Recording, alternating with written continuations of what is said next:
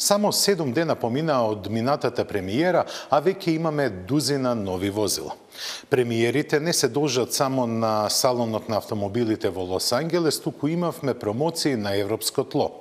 Светлото на денот го догледа Range Rover Evoque и Ford Focus Active Wagon. Откако ги возевме Citroen Berlingo и Opel Combo на домашен терен, ги добивме првите впечатоци за Peugeot Rifter. Сепак приоритет имаат новитетите премиерно прикажани во градот на ангелите.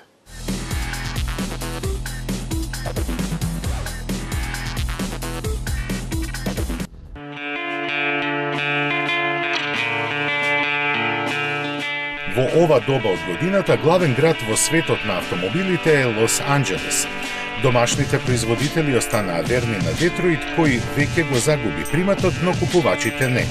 Посебно оние на кои парите не им се проблем. Тоа годинава најмногу го искористи Порше, закажувајќи ја најзначајната своја премиера токму за тука.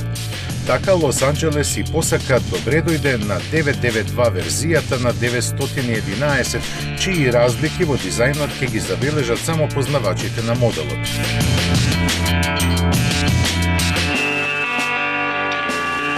Другите веднаш ќе кажат дека се работи за легендата која веќе 55 години ги креира барањата на купувачите на спортски возила.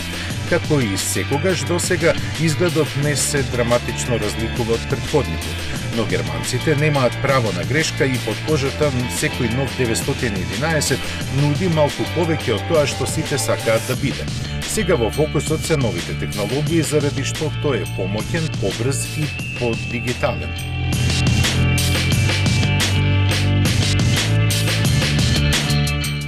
Ние ќе ги прескокнеме дигиталиите и ќе се задржиме на физичките корекции кои кажуваат дека новиот 911 Carrera има мотор со 385, а Carrera S со 450 конски сили. Менувачот е 7 степен мануелен или 8 степен со 2 спојки, а големото чувство на челик со висока цврстина, лесни легури и композитни материјали ја намалија тежината за околу 5%. Тоа автоматски значи и подобри перформанси, па така на S4 верзијата со погон на сите тркала и спорт хроно пакет за 100 км/ч ќе бидат доволни едва и 3,4 секунди. Но ниту култниот 911 сепак не може да остане имун на се построгите еколошки норми, заради што дефинитивно ќе биде хибриден погон, но најрано во 2023 година.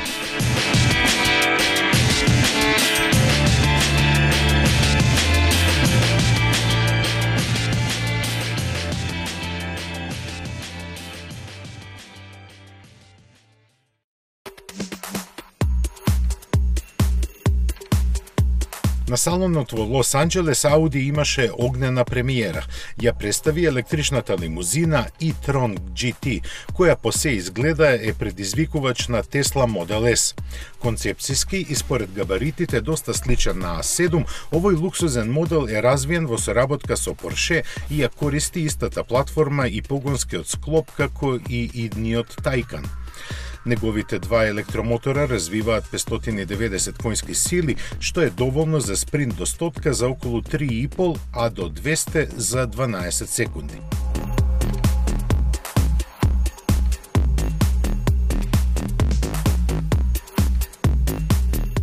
Најголемата брзина ќе биде ограничена на 240 км/ч, а погонот на сите тркало. Му се предвидува автономија поголема од 400 км, а најавено е дека батериите од 90 кWh до 80% капацитет ќе може да се наполнат за само 20 минути. Видливо спортски настроен, концептот беше украсен со бројни провокативни детали, како на пример 22-инчните тркала со пневматици со димензии 285-30. Натрешноста е со супермодерен техно изглед, а меѓускиното растојание од 2,9 метри нуди комфорт на високо ниво. Производството на серискиот модел, направен на негова основа, ќе започне во 2020 година, а во фабриката на Ауди во Некарсулм во Германија.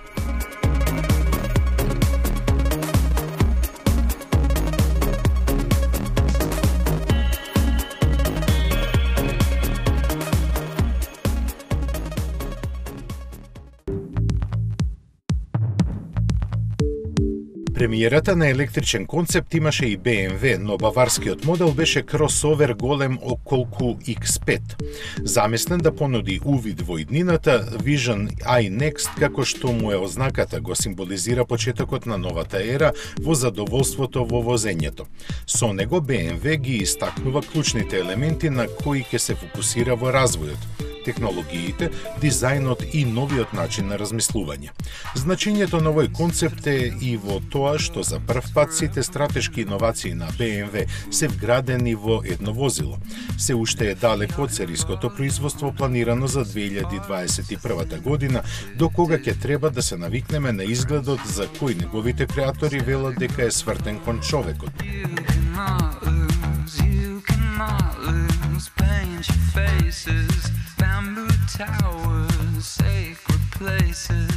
Не ни е сосема јасно што сакаат со тоа да кажат, но факт е дека со своите силни линии Vision iNext предизвикува емоции.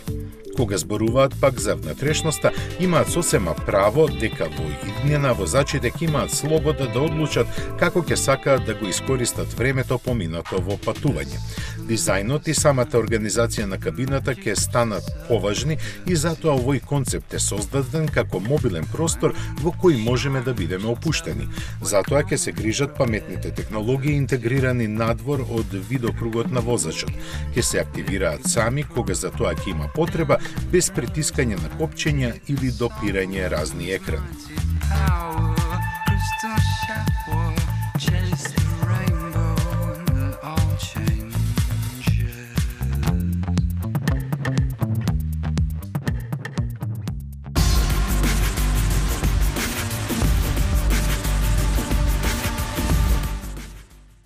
Успешните приказни не се забораваат, тие се надградуваат и кулминираат. Kia Sportage, модел 2019 со дополнителен фейслифт за усовршување, а ја добивате за 16.950 евра со 7 годишна гаранција.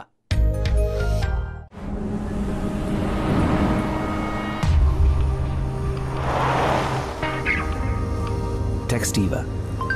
I miss you. Send.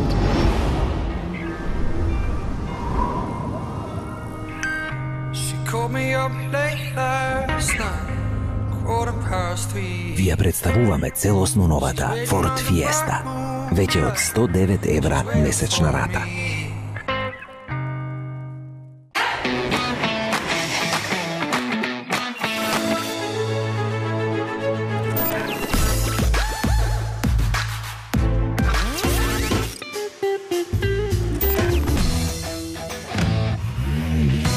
Едноставно до нов автомобил.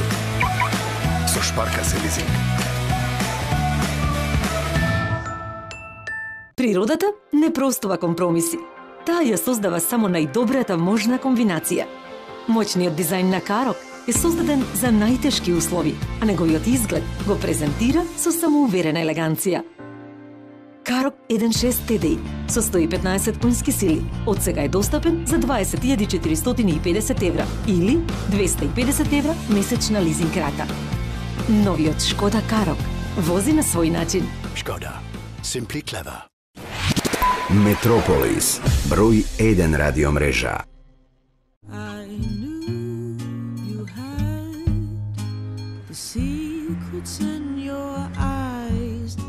So get on this ride, you can say what you like, but we won't get this chance again.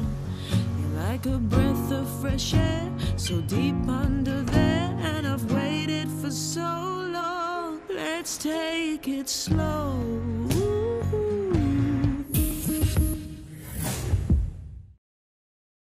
Кога целта е многу повеќе од едноставно пристигнување до посакуваната дестинација, тогаш возењето автомобил се претвора во секојдневна авантура. Дозволете Toyota Corolla да го раздвижи вашето секојдневие. Модерен дизајн, безпрекорна технологија, врвна безбедност со 7 воздушни перничиња, како и задна камера за помош при паркирање. Таа е вашиот вистински партнер во возењето. Искористете акциската цена од 16.990 евра за дизел мотор и многу опрема, како и со одличната лизинг понуда од 4,5% каматна стапка и 50% попуст на каско осигурување. Toyota Corolla. Секој ден е ново задоволство.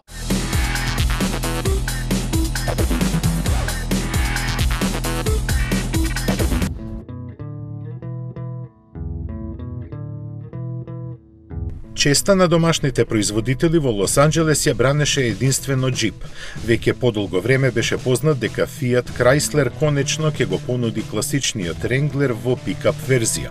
Легендарниот производител имаше вакви модели во минатото и тоа повеќе, но од 1992 година ги нема веќе во понудата, иако се појавуваа и вакви концепти. Изгледа дека 26 години отсуство беа доволни и новиот пикап на Jeep со ознака Гладиатор свечено зачекори на сцената. Долг е 5,2 метри и има носивост од 725 килограми.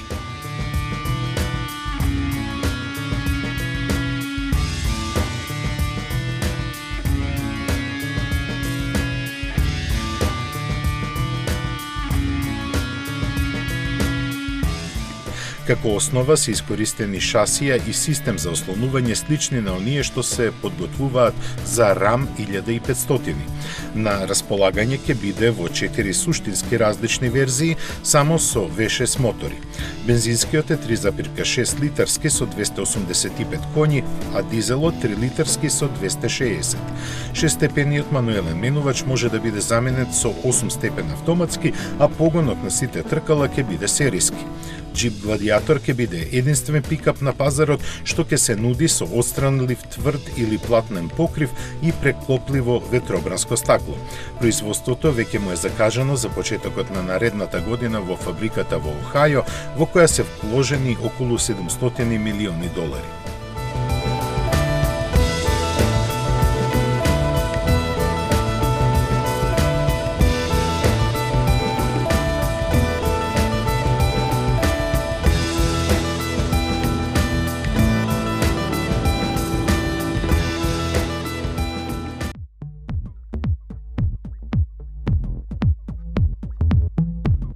Една од премиерите која ги окупираше вестите во Лос Анџелес беше и новата генерација на Mazda 3.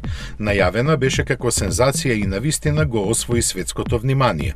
Минималистичкиот дизајн од кај концептот од ланскиот салон во Токио во голема мерка е задржан и е повеќе од атрактивен. Динамичната естетика на предниот дел потсетува малку на поголемата Mazda 6, што е случај и со задниот кај елегантната лимузинска верзија. Компактната хеджбек изведба пак е направена да изгледа атлетски набиена, во целосна согласност со спортски спуштениот преден дел, а таму за почеток ќе се најдат 3 мотори. Дизелот ни е познат од CX-3 и има 115 конски сили. Еден од бензинските ќе биде сосема новиот Skyactiv X со 190 коњи, а за вториот никој не прашува. И внатрешноста исто така е нова, помодерна и со поквалитетни материјали од претходникот.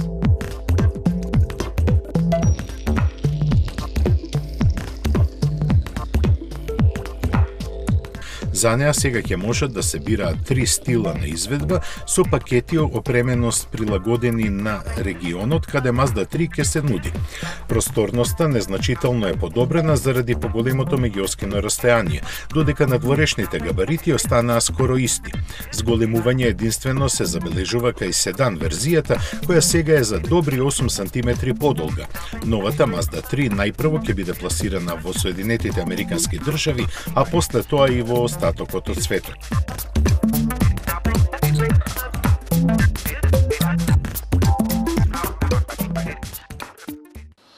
Кога се појави, веднаш го доби прекарот бебето Range Rover.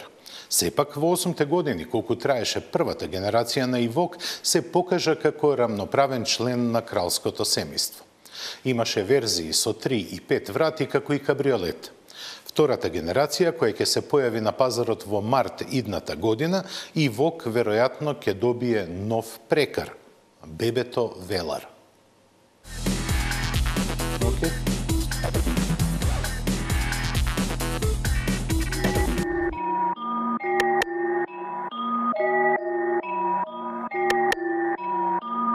специјален настан во Лондон, Range Rover ја представи втората генерација на своето помало премиум спортско корисно возило. Направено да асоцира на полуксузниот Велар, новиот Evoque представува други стандарди во овој сегмент и покажува зошто е создаден за градските улици. Но Evoque еволуираше за да ги задоволи потребите за возење до планинските врвови. Пристигнува со модифицирано ослонување, унапредено управување и голем број новини. Подобрени се економичноста и звучната изолација, како и комфорот во возењето. Она што остана исто се издржливоста и способностите со кои впрочем се карактеризираат сите возила на Land Rover. Како однадвор, така и во внатрешноста Evoque наликува на поголемиот брат Velar, што е акцентирано со опционалниот двоен дисплеј на централната конзола.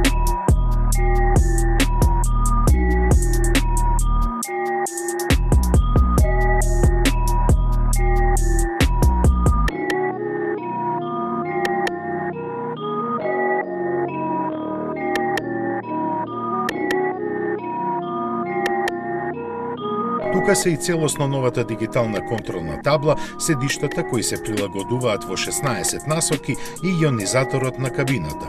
Новиот градски кросовер сега нуди повеќе место за нозете на патниците на задните седишта, а багажникот има за 10% поголем волумен од претходниот модел. Во опремата се вклучени стандардната камера за задно гледање, адаптибилниот темпомат со асистент на управувањето, системот за автономно активирање на сопирачките и многу што друго. Новиот Evoque ќе се нуди со дволитарски турбоагрегати спарени со 9 степен CTF автоматски менувач. Дизелот доаѓа во верзии со 150 и 240 конски сили, а бензинците со 240 и 300 коњи. Цената во Велика Британија му започнува од 31.600 фунти.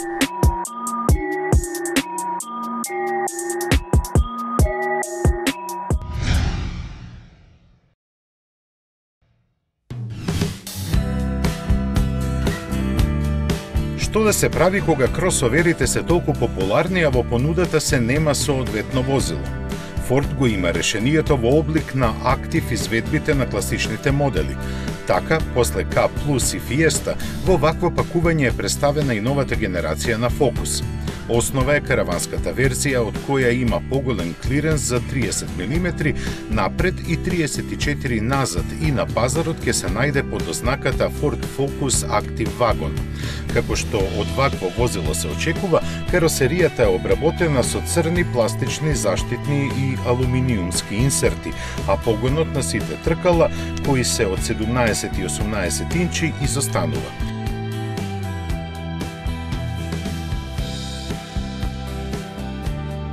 Него го заменува електрониката, која има 5 режими на работа, од кои 2 посебно се наменети за возење по лизгави патишта и на терен.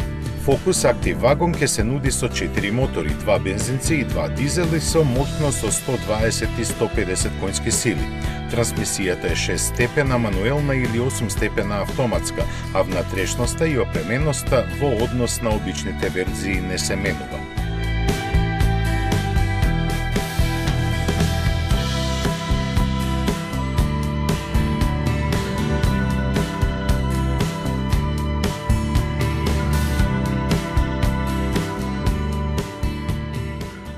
Електричните возила стануваат се попопуларни. Имиджот на чувари на природата, брзи, економични и трајни, се плод на добро смислената медиумска стратегија. Во следните минути срамежливо ќе ви ја подоткриеме темната страна на електромобилите.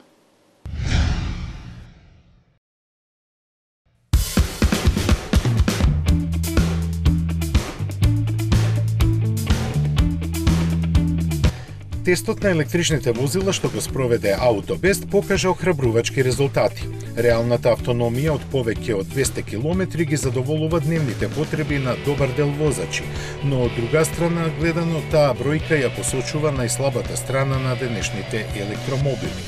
Така, во директна споредба со возилата со мотор со внатрешно согорување се поставува чудно прашање. Дали би купиле скапо платен автомобил со резервоар од 10 литри? При тоа, локациите каде што можете да го надополните се ретки, а горивото се точи според принципот капка по капка. Вистина е дека автомобилските компании и производителите на батерии одвојуваат големи ресурси за нивен развој, но сепак се оди премногу бавно. Главната причина за тоа е топлината која се ослободува при полнење и празнење на батериите. Колку тие процеси се поинтензивни, толку таа е поголема и опасноста од пожар поизвестна.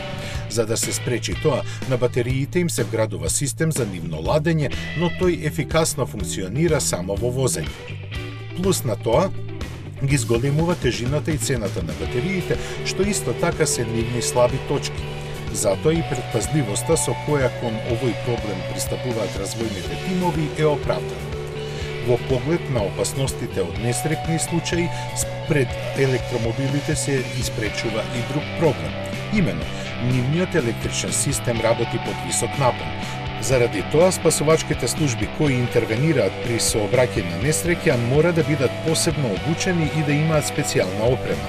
И присутните возачи на местото на несреќата треба да знаат дека не смеат да им помагаат на лицата инволвирани во неа додека се во возилото. Во спротивно, и тие ги ризикуваат своите животи.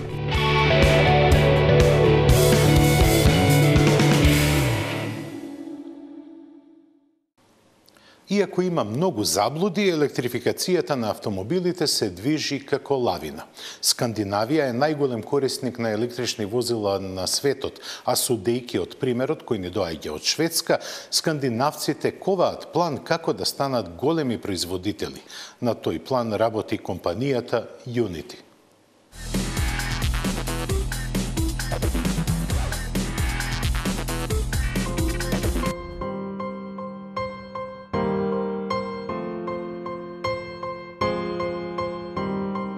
Шведска ќе добие уште една марка автомобили. Во јануари 2016-та малата група ентузијасти од Универзитетот во Лунд решија да направат електричен автомобил и тоа најдобар во светот. Му дадоа име Unity One, ги засукаа ракавите и фатија да работат. Некои од нив на автомобилот, а некои во собирањето пари за неговото производство.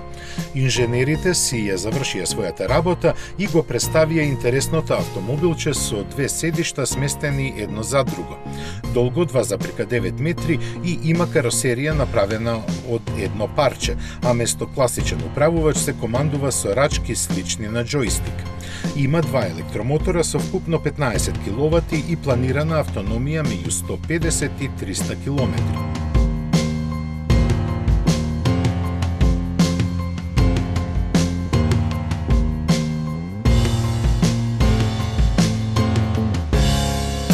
Тежи 450 килограми и постигнува максимални 130 км на час. За полнење на батериите се потребни 3 часа, а чини меѓу 15 и 20.000 евра. Во план е и верзија со 4 седишта. Иако во основа скептични за ваквите недокажани стартап проекти, инвеститорите позитивно реагираа и швеѓаните успеа да обезбедат дури 70 милиони евра. Најзначајната поддршка им стигна од Siemens, со кој како партнер требаше да се отвори фабриката во Малме. Добија и доста нарачки, најголем дел од Велика Британија. Затоа и ги сменија плановите и место во Шведска својата фабрика ќе ја градат во Силверстон. Неофицијално се споменува дека ќе има капацитет за производство на 20.000 возила годишно, а со работа ќе започне во 2020-та. После тоа треба да следат и други фабрики низ целиот свет, бидејќи како што кажаа веќе имаат купувачи од 28 земји.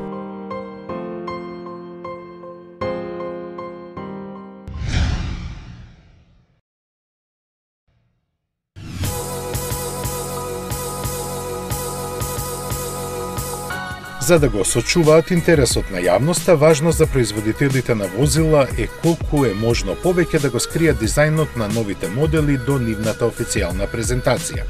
Но, уште поважно е пред нивното производство тие да бидат тестирани во реални услови на јавните патишта за исправно да бидат забележани сите можни пропусти во нивното конструирање. Заради тоа, предсериските прототипи во финалните фази на развојот се камуфлираат. Дезенот со кој се прави тоа не е случаен. Тој е генериран компјутерски и ги спречува фотоапаратите и камерите на папараците прецизно да зумираат, затоа и нивните снимки по правило се матни. Оваа пракса за маскирање на автомобилите прв ја има воведено Мерцедес уште на почетокот на 50-тите години од минатиот век. Тогаш тие го имаат развивано моделот со фабричка ознака W120, кој всушност е предок на сите повоени модели на марката, вклучувајќи ја и денешната Е-класа. Оваа своевидна иновација набргу ја прифатија и другите производители и тестирањето на камуфлирани прототипи стана вообичаено. Но со текот на времето, нивните маркетиншки стручњаци во тоа увидоа можност за дополнително привлекување на вниманието. Така, наместо папараците, почнаа сами да објавуваат фотографии и снимки од маскираните возила, секако во дозирани количини.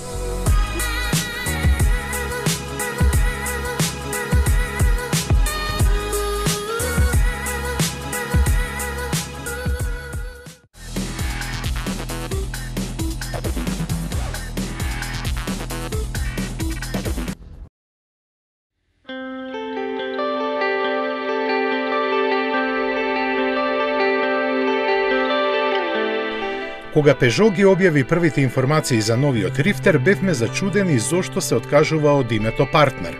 Но французите сметаа дека тоа само по себе не е доволно и неговата патничка изведба во оваа генерација целосно ја издвоија од останатата гама. Можноста сами да се увериме колку Рифтер е повеќе од ново име ја имавме минатиот викенд кога Euroimpex не повика на кратко тест возење низ Македонија.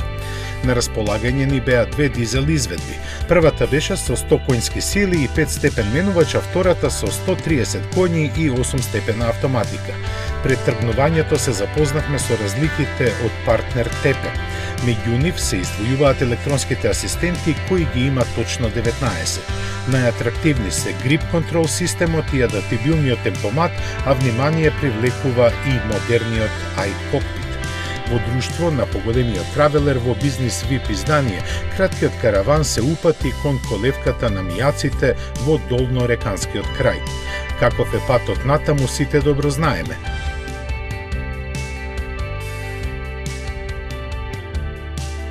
Во друга прилика можеби ќе го критикуваме, но сега се покаже идеален новиот Рифтер да може да го покаже однесувањето во сите услови. За возењето на автопат ќе кажевме дека е сосема очекувано да не бевме изненадени од малата бучава. Подобрувањето на комфорот во возењето го почувствувавме кога заминавме на лошиот асфалт. Влажниот колови и минусните температури ни кажуваа дека треба да внимаваме, но електронските асистенти работеа толку меко што скоро и да не ги почувствувавме. Како и многу што во Македонија, времето ни приреди изненадување, веднаш откако го поминавме Мавровското езеро. Од снегот немаше ниту трага, а сувиот и кривулест пат не предизвика на побрзо возење. Посебно на угорница, каде замерките околу силината на послабиот од двата дизела стануваат поизразени. Но затоа 8-степениот автоматик одлично го надополнуваше посилниот агрегат. Како заклучок ќе кажеме дека Peugeot Rifter е атрактивен наследник на партнер Тепе. Кај него сега мултифункционалноста е надградена со ново ниво удобност на комфор во патувањата и кросоверски особени. Целокупно гледано, Рифтер е добро спакуван автомобил кој своето ново име го оправдува со нови карактеристики. Дополнувајќи ги со нив добро познатите особини на партнер, тој тежнее да постави нови стандарди во класата што своевремено ја основаше.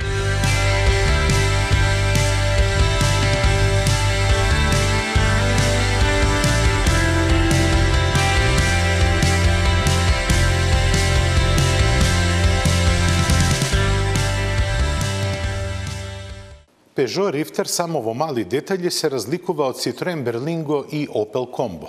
Токму, овие три модела заедно со Citroen Cactus, Ford Focus, Kia Ceed и Toyota Corolla се финалистите на AutoBest за титулата Best Buy Car of Europe. Во следната емисија ќе ви ја пренесеме атмосферата од тестирањето на овие модели на патеката Вајрано во Италија. Срдечен поздрав и до гледање до 15 декември.